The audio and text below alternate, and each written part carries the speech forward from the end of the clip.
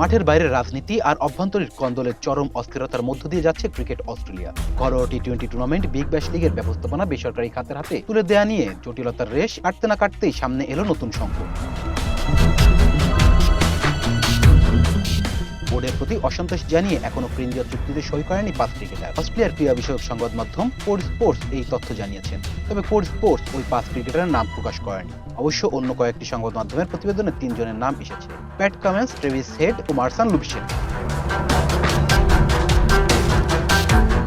Big Bash লিগকে ঢেলে সাজাতে এবং ব্যবসায়িক লাভের উদ্দেশ্যে এটি ব্যক্তিগত মালিকানায় ছেড়ে দেওয়ার পরিকল্পনা করেছিল ক্রিকেট অস্ট্রেলিয়া, কিন্তু শুরুতেই বড় ধাক্কা খেয়েছে এই উদ্যোগ। অস্ট্রেলিয়ার 6টি রাজ্য ক্রিকেট সংস্থার মধ্যে 3টি এই প্রস্তাব প্রত্যাখ্যান করেছে। প্রায় 60 থেকে 80 কোটি ডলারের এই বিনিয়োগ মডেল নাকচ হয়ে যাওয়ার বিপাক পড়েছে বোর্ড। এখন শোনা যাচ্ছে বোর্ডের প্রস্তাবিত কেন্দ্রীয় চুক্তির শর্ত ও বেতন নিয়ে মোটেও সন্তুষ্ট নন 5 জন খেলোয়াড়। বোর্ডের প্রধান নির্বাহী রড গ্রিনবার্গ খেলোয়াড়দের রাজি করানোর চেষ্টা করলেও এখন পর্যন্ত ইতিবাচক কোনো ফল আসেনি। বোর্ড যেখানে ওয়ানডে ও টেস্ট অধিনায়ক প্যাট কামিন্সকে 3 বছরের জন্য বিশাল অঙ্কের চুক্তির প্রস্তাব দিয়েছে, সেখানে অন্য তারকাদের ক্ষেত্রে বৈষম্যের অভিযোগ উঠেছে। বর্তমানে আইপিএল নিয়ে ব্যস্ত কামিন্সের প্রায় $1.20 কোটি প্রস্তাব দেওয়া হয়েছিল বলা জানা গেছে, কিন্তু বাকি সিনিয়র ক্রিকেটার মনে করছেন তাদের প্রস্তাবিত বেতন ও সুযোগ সুবিধা তুলনামূলক অনেক কম।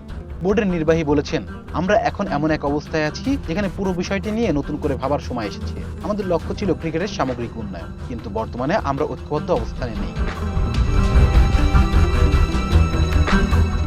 চুক্তিতে এই বৈষম্য দূর না হয় অনেক তারকা ক্রিকেটার এখন দেশের খেলা বাদ দিয়ে বিদেশি বিভিন্ন ফ্রাঞ্চাইজি লিগের দিকে ঝুঁকে পড়ার হুমকি দিচ্ছেন।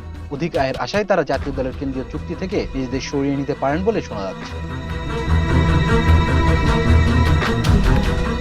Please subscribe our channel to get more information about Sports World.